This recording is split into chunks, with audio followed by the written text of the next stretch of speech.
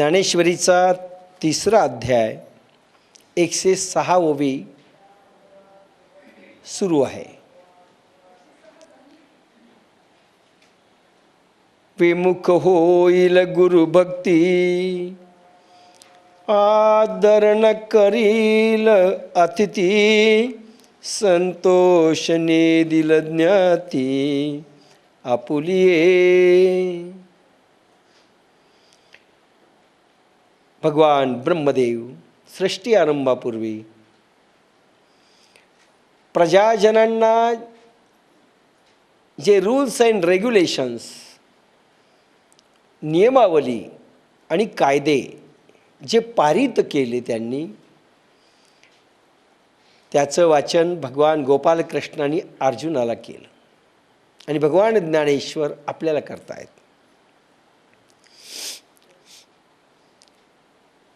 काय केलं नाही तर काय होतं, काय करायला पाहिजे होतं आणि केलं नाही, आणि जे नाही करायला पाहिजे होतं ते केलं, ह्या सर्व गोष्टी भगवान ब्रह्मदेव सांगत चाललेले आहेत. स्वधर्माचरण करत असताना म्हणजे कुंडलिनी जागृत झालेली आहे. आत्मधर्माच्या धारणेच्या धारा, धर्मधारा अनुभवाला येत आहेत. आत्म्याचे 2 धर्म, स्वधर्माचे, स्व म्हणजे आत्मा, स्वधर्म, आत्म्याचे 2 धर्म, एक गतिवंत धर्म, एक स्थितिवंत धर्म. स्थितिवंत धर्म ध्यान आणि समाधी अवस्थेमध्ये प्राप्त होतो आणि गतिवंत धर्म म्हणजे धारणा, कर्मयोग मिळाल्यानंतर जे इलेक्ट्रिक करंट्स तुम्हाला अनुभवाला येतात, ज्या विद्युत धारा अनुभवाला येतात, ज्या चेतनेचा जिवंत प्रवाह अनुभवाला येतो, तो गतिवंत धर्म. आणि धारणा धर्म मिथ्याहू असं म्हटलं आहे. धारणेमधून धर्माची उत्पत्ती होते. म्हणजे धारणा श्री गुरुकडून मिळाल्यानंतर राजर्षी योग मिळेल, बुद्धियोग मिळेल, ज्ञानयोग मिळेल. त्यावेळेस ह्या धर्मधारा श्री गुरुकृपेने साधकामध्ये सुरू होतात आणि तिथून पुढे खरा धर्म सुरू होतो. आत्मधर्माची वाटचाल गतिवंत धर्माकडून स्थितिवंत धर्माकडे जाते. त्यासाठी विमुख होईल गुरुभक्ती, ज्या सद्गुरूंकडून स्वधर्माचा अनुभव घेण्याकरिता आत्मधर्म, आत्म्याचा धर्म आहे आत्मा स्वतः प्रगट होणे, आत्मा प्रगट होण्याकरिता म्हणजे ब्रह्मसाक्षात्काराकरिता, आत्मसाक्षात्काराकरिता ज्या श्रीगुरूंनी धारणा प्रवाह दिला, नित्य यज्ञाची संकल्पना दिली, अखंड यज्ञ कसा सुरू असावा हे दिलं. ह्या धर्मधारा अखंड चालतात. पुन्हा श्वासावरती ध्यान अखंड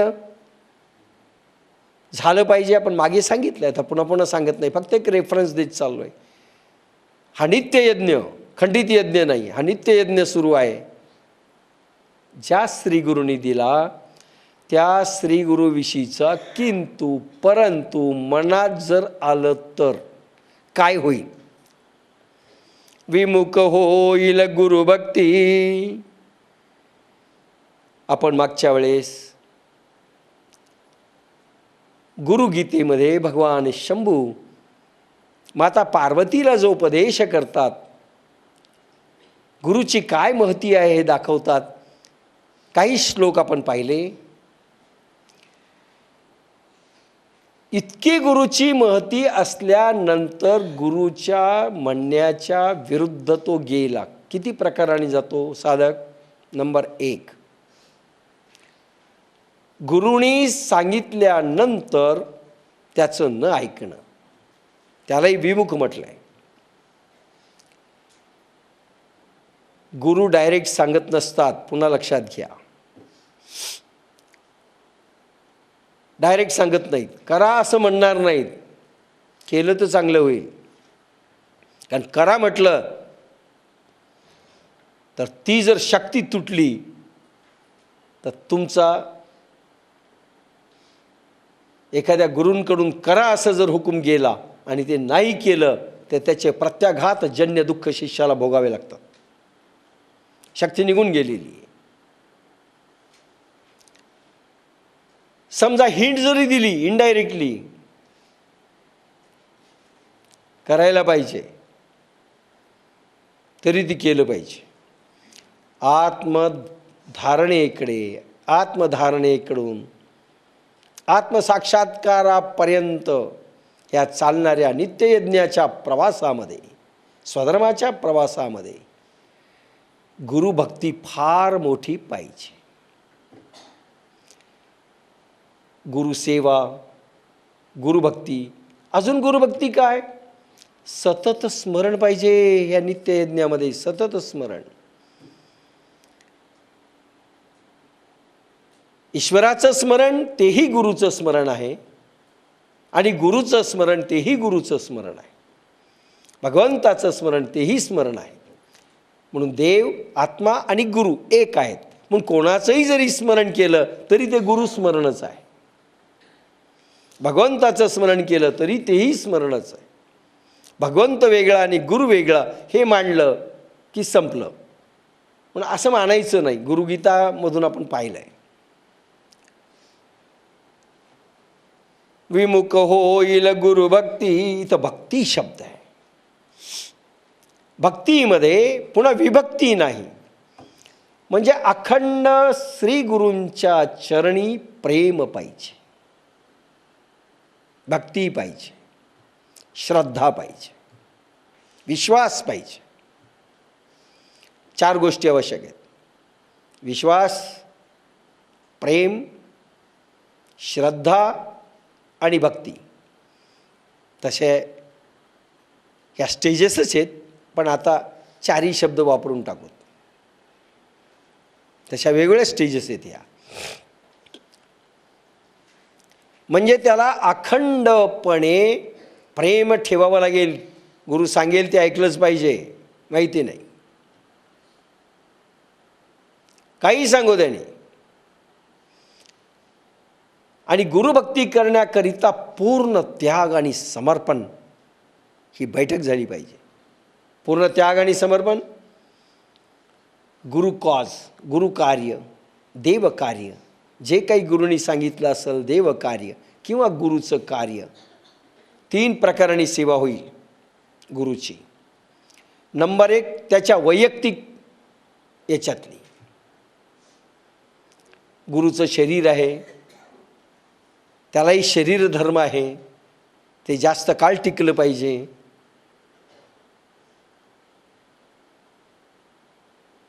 आणि ते जास्त काळ टिकलं, ते साधनारत जास्त राहिलं, नाही तर गुरुलाच त्रास होतोय, शिष्य मजा पाहतायत, विमुख झाला. बाप्पासाहेबांना सांभाळण्याकरिता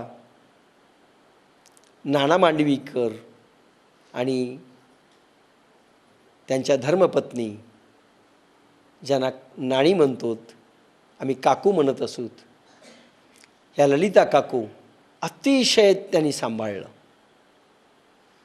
फार सेवा केली त्यांची. बाप्पासाहेबांचा स्वभाव तसा सामान्य माणूस टिकू शकत नव्हता. सर्व सहन करून त्यांनी केलं, त्यानं सांभाळलं. तर आम्हाला प्रश्न पडला होता की कसं सांभाळावं.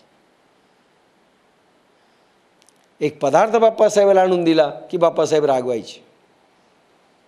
काय आणलं तुम्ही? आता सीझन कोणतं चालू आहे, ह्या सीझनमध्ये याचा उपयोग आहे का? कठीणच व्हायचं आमचं. एखादा डबा आणला, पचलं नाही तुमचं अन्न, कोणाचं? श्रद्धा नव्हती, कसं करायचं सांगा. इतक्या कठीण याच्या शिष्य टिकला. परीक्षा असायच्या आणि त्याच्या याच्यात ते टिकले. आणि म्हणून बाप्पासाहेब काही काळ जास्त काळ जगू शकले, नाही तर कठीणच होते. एकटे असायचे, फार कठीण. जवळ कोणी नसायचं पुष्कळ वेळेस. मग आम्ही ठरवलं होतं आपलं लग्न झालं की 1-1, 2-2 महिने, 3-3 महिने आपल्या धर्मपत्नीला ठेवा. पण स्वभाव पाहिल्यानंतर वाटलं कठीणच. एकही टिकणार नाही. पण ललिता काकू आणि त्यांनी खरंच ते टिकले. नाणी. विमुख होईल गुरुभक्ती. ज्ञानेश्वरीचा हस्ताक्षर त्यांचं आहे, ललिता काकूंचं आहे, ज्याला आपण नाणी म्हणतो. हे त्यांनी लिहिलं आहे. बाप्पासाहेबांचं वेगळं आहे, ते ओरिजिनल वेगळं आहे. हे ललिता काकूने केलेली ज्ञानेश्वरी आहे, जी तुमच्या समोर आहे. विमुख होईल गुरुभक्ती म्हणजे गुरुला काय अत्यावश्यक आहे, त्याचं शरीर जास्तीत जास्त जगलं पाहिजे, टिकलं पाहिजे, त्यांना ताण तणाव निर्माण न झाला पाहिजे त्यांच्या जीवनामध्ये. ही सगळी गोष्ट शिष्याने सांभाळावी लागते. आणि म्हणून वाटतं की अनेक सिद्ध पुरुष निघून गेले लवकर, याचं कारण समाज त्यांना टिकू शकला नाही. तुकाराम महाराजांची मुलं अन्न करून मेली, कोणी काहीही दिलेलं नाही. फार कमी वयात सगळी संत मंडळी निघून गेली, फार कमी वयात. विमुख होईल गुरुभक्ती. गुरुसेवा पर्सनल झालं. नंबर 2, गुरुसेवानंतर येतो प्रश्न गुरुकार्य. गुरुकार्य म्हणजे शिष्य जे तयार होतात त्यांना सहाय्य करणं, हे गुरुकार्य आहे. आणि नंबर 2 प्रचार आणि प्रसार, हे देवकार्य. जे शिष्य तयार होतील त्यांना फिडिंग करणं, मग त्यांना दान धर्म पैसा काय पुरवायचा असेल, देवकार्याकरता प्रचार प्रसाराकरिता, हे गुरुकार्य. ह्या तिन्ही कार्यामधून जो विमुख होईल याला गुरुभक्ती म्हटलंय. आणि अखंड पुन्हा स्मरण त्याला राहिलं पाहिजे गुरूंचं. केव्हाही गुरुस्मरण कमी येतं, केव्हाही गुरुस्मरण कमी येतं. साधकांनी अनुभव घ्यावे, पण तेवढी भक्ती पाहिजे. पण ह्या 3 कार्यापैकी जसं बाप्पासाहेब म्हणाले, तुम्ही जर विमुख झालात तुमचा सत्यानाश होईल. शक्ती तुम्हाला कोणाला माफ करणार नाही. आणि बाप्पासाहेबांनी आम्हाला सांगितलं म्हणजे तुम्हाला सुटलेत का, तुम्ही सुटलेत. कारण आपल्याकडे कार्य सोपवलंय. विमुख होईल गुरुभक्ती, आदरण करील अतिथी. म्हणून ठोके बसले आम्हाला, आम्ही कार्य करत नव्हतो ते टोले बसले, नाही सुटल्या जात. आदरण करील अतिथी, गुरुभक्तीकडे तोंड फिरवील. मग गुरुनिंदा करेल, कुचेष्टा करेल, गुरुनी सांगितलेलं ऐकणार नाही. असं कुठे असतं का. अरे बाप्पासाहेब इतके वागायचे त्यावेळेस आम्हाला खरंच वाटायचं काय. आणि बाप्पासाहेब म्हणायचे मोदीजी महाराज फार गोड बोलत. म्हणून तुम्ही बोला ना आम्हाला गोड, पण तोंडावर म्हणायचो नाहीत आम्ही.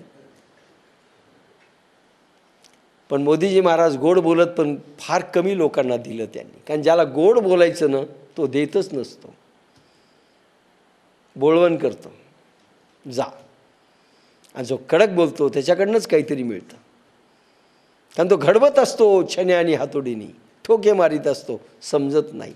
आणि जे ठोकेच मारत नाही तो गोड बोलतो, तो हाकलून लावतो तुम्हाला, बाकी काही करत नाही. विमुख होईल गुरुभक्ती, आदरण करील अतिथी. अतिथी आलाय घरी, अतिथी देवो भव.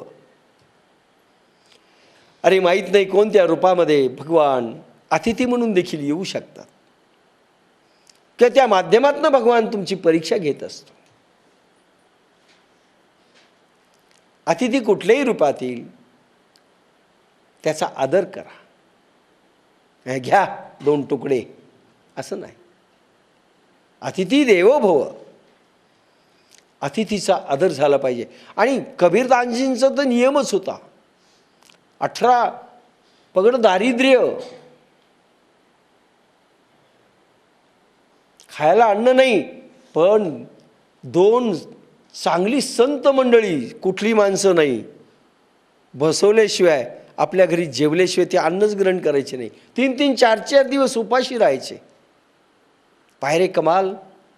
कोणी संत दिसतात का? घेऊन ये.